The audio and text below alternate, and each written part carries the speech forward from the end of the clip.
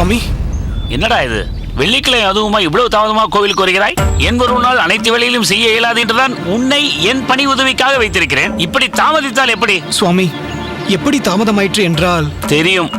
வரும் வழியிலேயே ஏதாவது கதை கட்டி கொண்டு வந்திருப்பாய். அதை கேட்பதற்கு எனக்கு இப்போது நேரமே இல்லை. சீக்கிரம் உள்ளே போய் தீர்த்த பாத்திரம், பூஜை சாமான்கள் எல்லாவற்றையும் சீராக எடுத்து வை. மசமசவென்று இருக்காதே. அடுத்து உடனே பெருமாளுக்கு அலங்காரத்தையும் ஆரம்பிக்க வேண்டும். சரி சுவாமி. போ. பட்டரே, வாருங்கள், சொல்லுங்கள். என்ன இது இவ்வளவு காலையில் சன்னதிக்குள் இல்லாமல் வெளிப்பக்கமாக போய் கொண்டிருக்கிறீர்கள்? மணவாளனை உள்ளே அனுப்பியிருக்கிறேன். அவன் எல்லாவற்றையும் பார்த்துக் கொள்வான். அர்ச்சனையும் அஷ்டோத்திரமும் கூட அவன் செய்து விடுவானா என்ன? உள்ளே போங்கள் சுவாமி. எதுவாக இருந்தாலும் பிறகு பேசிக் கொள்ளலாம். சன்னதிக்குள் அர்ச்சகர் இல்லை என்றால் கோயில் அதிகாரிகள் என்னிடம் வந்துதான் புகார் செய்வார்கள்.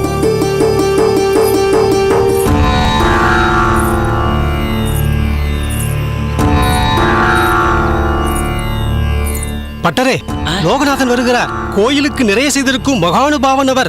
அவரை வரவேற்பும். வாருங்கள், அதுதான் மரியாதை. வாருங்கள் வாருங்கள் வாருங்கள். வாருங்கள். நலமுடன் இருக்கிறீர்களா? நலமாக இருக்கிறோம். என்ன, கோயிலில் எல்லாம் நன்றாக நடந்து கொண்டிருக்கின்றனவா? அருமையாக நடந்து கொண்டிருக்கின்றன. நீங்கள் அள்ளி அள்ளி கொடுக்கிறீர்கள்.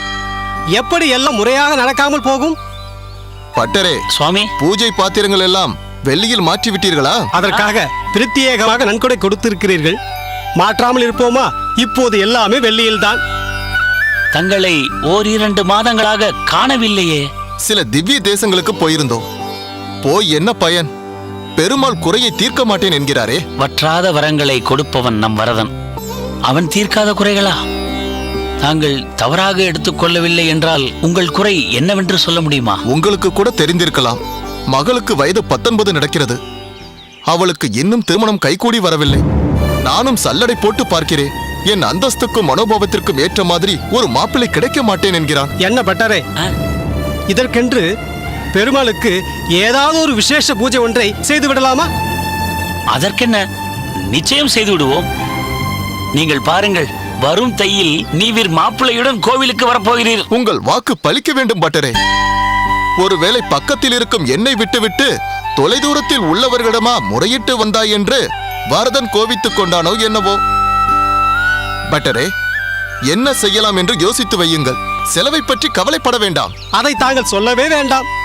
கோயிலுக்கென்று வரம்பு வைத்துக் கொள்ளாமல் செலவு செய்பவர் தாங்கள். தங்களுக்கென்று வரும்போது வரம்பா வைத்துக் கொள்ள போகிறீர்கள்? சரி, பிரதட்சணம் செய்துவிட்டு சன்னிதானத்திற்கு வருகிறோம். வாருங்கள்.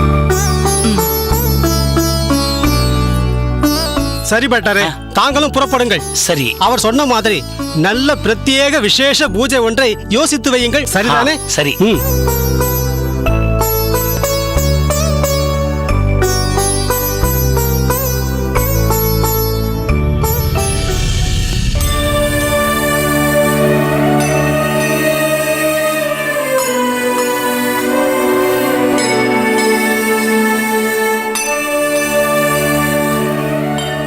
என்ன யோசித்துக் கொண்டிருக்கிறீர்கள்? கோமலா, நீ என்ன நினைக்கிறாய்? கோவில் அதிகாரி சொல்வது போல் ஒரு விசேஷ பூஜை செய்து விடலாம் அல்லவா? செய்யத்தான் வேண்டும். எங்கெங்கோ சுற்றி எவ்வளவோ பூஜைகள் செய்திருக்கிறோம். இது நம் ஊர் கோவில். இங்கே விசேஷ பூஜை செய்யாமல் இருக்கலாமா? நிச்சயம் நாம் இங்கே பூஜை செய்யத்தான் வேண்டும். சரி, செய்து விடுவோம். பட்டர் தான் என்ன மாதிரியான பூஜை செய்ய வேண்டும் என்று சொல்கிறேன் என்று சொல்லி இருக்கிறாரே, அதை செய்வோம். வரதனின் மேல் முழு நம்பிக்கை வைத்து பட்டர் என்ன சொல்கிறாரோ அதை செய்வோம். அடுத்த தையில் பெண்ணோடும் மாப்பிள்ளையோடும் இதே கோவிலுக்கு வருகிறோம். அது நடக்கிறதா இல்லையா என்று பாருங்கள். நடக்காது.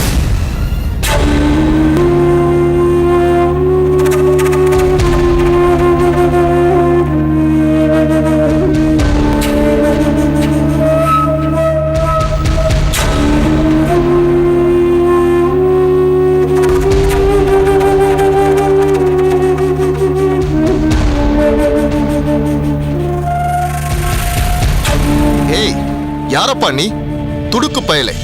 நாங்கள் கல்யாண விஷயமாக பேசிக் கொண்டிருக்கும் பொழுது நடக்காது என்று அபசகுணமாக பேசுகிறாயே. அபசர குணமில்லை, ஆலோசனை. ஆலோசனையா? ஆமாம், ஆலோசனை தான். அதை நீ சொல்ல போகிறாயா? நான் தான் சொல்ல போகிறேன். சிறுவனிடமெல்லாம் ஆலோசனை கேட்கும் அளவிற்கு எனக்கு மூளை மழுங்கிவிடவில்லை. அடடடடா, சற்று சும்மா இருங்களேன். சிறுவன் என்னதான் சொல்கிறான் என்று கேட்போம். சிறுவன் எதை சொல்லிவிட முடியும்? நீ எத்தை தின்றால் பித்தம் தெளியும் என்று அலைந்து கொண்டிருக்கிறாய். அப்படி சொல்லாதீர்கள். அப்பனுக்கே புத்தி சொன்ன பிள்ளைகள் எத்தனை உண்டு புராணங்களில். அம்மணி, எதையாவது சொல்லி என்னை குழப்ப பார்க்காதே. புராணங்களில் நடப்பதெல்லாம் நடைமுறையில் சாத்தியமா என்ன? சாத்தியமே. தேவை நம்பிக்கை. நம்பிக்கையை இறைவன் மீது வைக்கலாம். உன் போன்ற சிறுவன் மீது எப்படி வைக்க முடியும்? உங்கள் இறை நம்பிக்கையை நான் குறை கூறவில்லை. அதை ஆடம்பரமான பூஜை புனஸ்காரங்கள் மூலம் எடுத்து காட்ட வேண்டிய அவசியம் இல்லை என்றுதான் நான் கூறுகிறேன். அப்படி காட்டினால்தான் உங்களின் கோரிக்கை, அதாவது உங்களின் மகளின் திருமணம் நடைபெற வேண்டும் என்ற கோரிக்கை நிறைவேறும் என்பதும் இல்லை. ஏனப்பா, இது என்ன ஆச்சரியமாக இருக்கிறதே? எங்களின் கோரிக்கை மகளின் திருமணம் என்பது உனக்கு எப்படி தெரியும்? அந்த கொடுமையை ஏன் கேட்கிறீர்கள் தாயே? யார் யாரோ எங்கெங்கோ பேசுவதெல்லாம் தேவையில்லாமல் என் செவிக்கு வந்து கேட்டு விடுகிறது. மனம் கேட்காமல் ஆலோசனை கூறுவதற்கு இப்படி வந்து மாட்டிக்கொள்கிறேன். சிறுவனே, நாங்கள் பிரதட்சணம் செய்ய வந்தோமா, உன் பிரசங்கம் கேட்க வந்தோமா? சரி, இப்பொழுது நீ என்னதான் சொல்ல வருகிறாய்? அவனை திருப்திப்படுத்த ஒரு துளசி போதும் என்கிறேன். ஆனால் அது என்னை திருப்திப்படுத்தாதே. இந்த ஊரில் நான் எவ்வளவு பெரிய செல்வந்தன் தெரியுமா? என் தகுதிக்கும் தராதரத்திற்கும் ஒரு சிறு துளசியை சமர்ப்பித்து என் கோரிக்கையை நிறைவேற்றி என்றால் அதை கேட்பவர்களும் பார்ப்பவர்களும் என்னை பற்றி என்ன நினைப்பார்கள்? எனக்கென்று ஒரு அந்தஸ்து இருக்கிறதே. சரி, அப்படி என்றால் உங்கள் அந்தஸ்துக்கு ஏற்ற மாதிரி ஒரு 1000 தொனை சக்கர பொங்கலை அவனுக்கு சமர்ப்பணம் செய்யுங்களேன். சிறுவனுக்கு சர்க்கரை பொங்கல் மீது பிரியம் போல் இருக்கிறது. இதோ பாருங்கள், எனக்கு என்னவோ அந்த சிறுவன் கூறுவதை பார்த்தால் சரியாக இருக்குமோ என்று தோன்றுகிறது. என்ன கோமலா, அப்படியானால் பட்டர் சொல்வது வேண்டாம் என்கிறாயா? அதுவும் இருக்கட்டும். 1000 தொன்னை சர்க்கரை பொங்கல் நெய்வேத்தியம் செய்வது பெரிய காரியம் இல்லையே. அதை நாளையே செய்துவிடலாம். பட்டர் சொல்வதை நாள் நட்சத்திரம் பார்த்து வேறு ஒரு நாளில் வைத்துக் கொள்வோம்.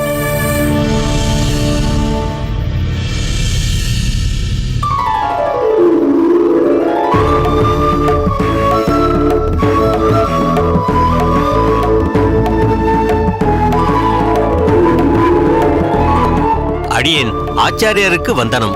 அடியேன்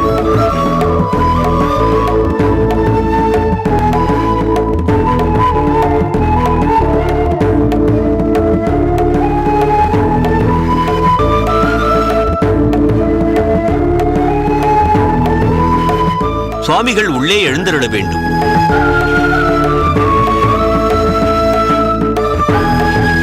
பெருமாளின் அருள் அனைவருக்கும் பூரணமாய் கிடைக்கட்டும். எல்லோரும் இங்கு கூடியிருப்பதை பார்க்கும்போது அடியேன் திருவரங்கத்தில்தான் இருப்பது போல் உள்ளது.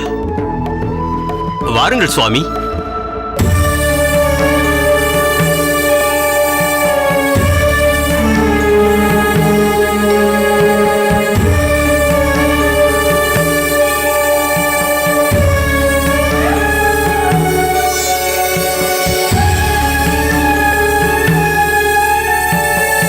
சுவாமி, தாங்கள் யாரை தேடுகிறீர்கள்? அது ஒன்றுமில்லை. ஒருவன் உடம்பு முடியாமல் அமுதும் உண்ணாமல் அடியேனை பற்றியே புலம்பிக் கொண்டு நோயில் விழுந்து கிடந்தானாமே, அவனைத்தான் தேடுகிறேன். இதோ வந்துவிட்டேன் சுவாமி.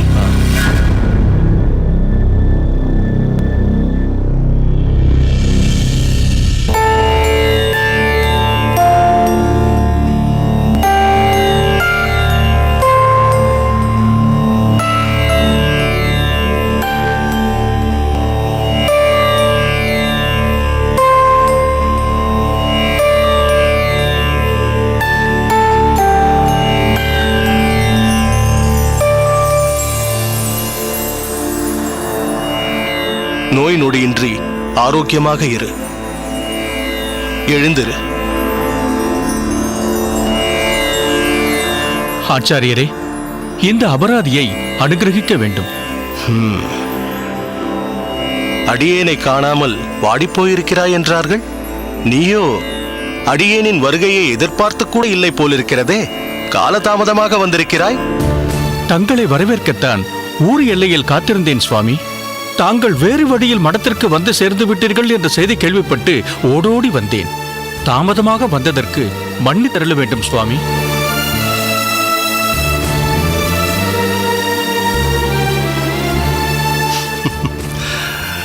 பெரிய நம்பி, இவனையா நோய்வாய்ப்பட்டிருக்கிறான் என்றீர்கள்? ஓடி வருகிறான், திருத்தமாக பேசுகிறான். இந்த தெய்வவாரியை பார்த்தால் நோய் உற்றவனாக தெரியவில்லையே. சுவாமி, தாங்கள் சந்தேகிக்க வேண்டாம். தெய்வவாரி நோயில் வீழ்ந்திருந்தது உண்மைதான். அடியேனுக்கென்னவோ இவன் நாடகமாடி உங்களை எல்லாம் நம்ப வைத்திருக்கிறான் என்றே தோன்றுகிறது.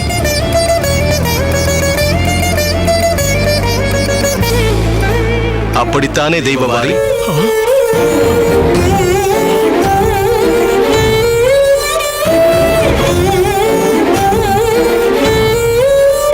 இல்லை இல்லை சுவாமி, இல்லை. இல்லை சுவாமி, அவரை கோபிக்க வேண்டாம். 2 நாட்கள் முன்பு வரை அவரது உடல்நிலை மிகவும் மோசமாகவே இருந்தது. தாங்கள் திருவனந்தபுரம் புறப்பட்ட சில நாட்களிலேயே இவரது உடல்நிலை மிகவும் மோசமடைந்து விட்டது. பெரிய நம்பிகளின் அகத்தில்தான் படுத்த படுக்கையாக கிடந்தார். ஆம் சுவாமி, முடியாத நிலையிலும் தங்களை காண வேண்டும் என்ற உந்துதலால் நாங்கள் எவ்வளவு தடுத்தும் கேளாமல் இவ்வளவு தூரம் வந்துவிட்டார். மிகவும் பலகீனனாக இருந்த இவர் நம் மாதவன் நம்பி ஆச்சாரியார் திருவனந்தபுரத்தில் இருந்து புறப்பட்டு விட்டார், நேராக இங்குதான் வரப்போகிறார் என்று சொன்னதுதான் தாமதம். தெய்வவாரியாண்டானுக்கு குதூகலம் தாங்கவில்லை, துள்ளி குதிக்க ஆரம்பித்து விட்டார். அது மட்டுமா, இதுவரை புறக்கணித்திருந்த உணவுகளை நன்கு அமுது செய்து திருப்தியுற்றார். முதலில் தாங்கள் திரும்பி வருகிறீர்கள் என்ற வார்த்தைகளை செவிக்கு உணவாக கொண்டார். பின்பு வயிற்றுக்கு உணவிட்டு பரவசமாகி தங்கள் முன் நின்று கொண்டிருக்கிறார். தெய்வவாரி, இப்படி உன்னை வருத்திக் கொண்டு மருத்துவராலும் கைவிடப்பட்டு அதிலிருந்தும் உன்னை மீட்கும் அளவிற்கு அடியேன் சக்திசாலியா இல்லையா என்று அடியேனை சோதிக்கின்றாயா?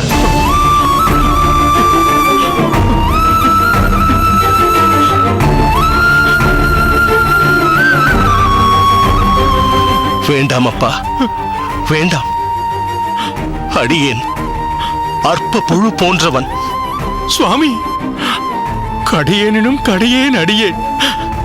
தங்களை சோதிக்க நினைப்பேனா?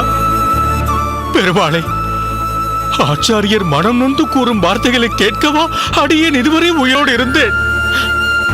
அடியேன் மடத்திலேயே இருந்து மறுத்திருக்க கூடாதா? சுவாமி, பெரிய நம்பிகளும் திருக்கோஷ்டி நம்பிகளும் கூறுவது முற்றிலும் உண்மை. இங்கும் இவரை மிகவும் மோசமான நிலையில்தான் கண்டேன். தங்களிடம் தெய்வவாரி கொண்டுள்ளது மாசற்ற அன்பு, பிரேமை. இவரை போன்ற விசுவாசிகளை காண்பது மிகவும் அரிது. தங்கள் மீது இவர் கொண்டுள்ள தீவிர பக்தியே இவரை இங்கு கொண்டு வந்துள்ளது. தயவு செய்து அவரை அனுகிரகிக்க வேண்டும். ஆம் சுவாமி.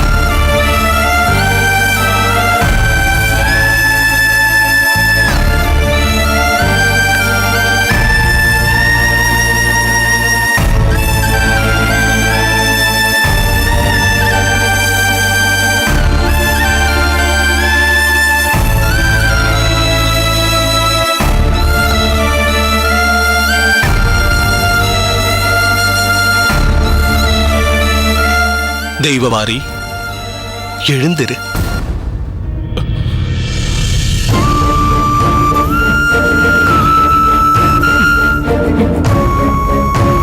குழந்தாய், எத்தகைய குருபக்தி உனக்கு! எப்பேற்பட்ட சிஷ்யன் நீ! உன்னை பார்த்து அத்தகைய கொடுஞ்சொற்களை பேசியது அடியேனின் மடத்தனமே. அறியாமல் செய்த அடியேனின் தவறை மன்னிப்பாயா? ஆனால் உண்மையில் ஒருபோதும் உன்னை அடியேன் கோபித்துக் கொள்ளவில்லை. மற்ற சிஷ்யர்களை நோக்கும் போது நீ பக்தியில் குறைந்தவன் என்று தோன்றக்கூடாது என்பதே அடியேனின் எண்ணம். அடியேன் முன்பே சொன்னது போல் அடியேனின் உள்ளத்தை கொள்ளை கொண்ட வித்தியாசமான சிஷ்யன் நீ. சரி, இனி உன் துயரம் விடு.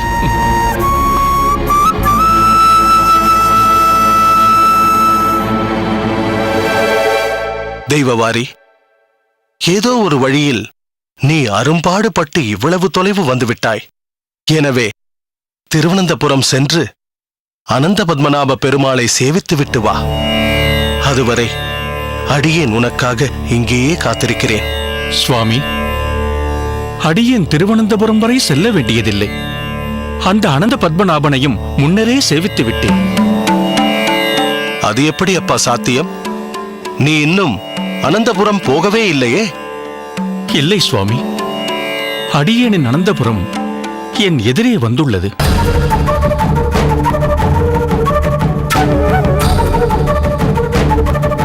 இதோ அடியேன் அனந்த பத்மநாபனை எதிரே தரிசித்துக் கொண்டுதான் இருக்கிறேன்.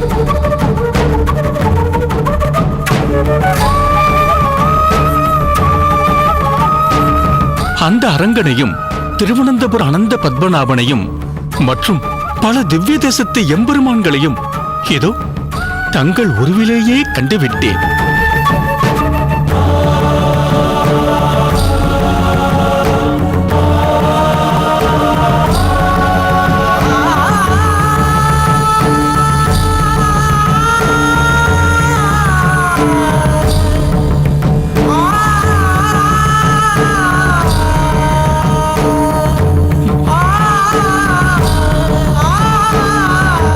இத்தகைய பக்தியுடைய சிஷ்யனும் ஒருவன் இருப்பானோ?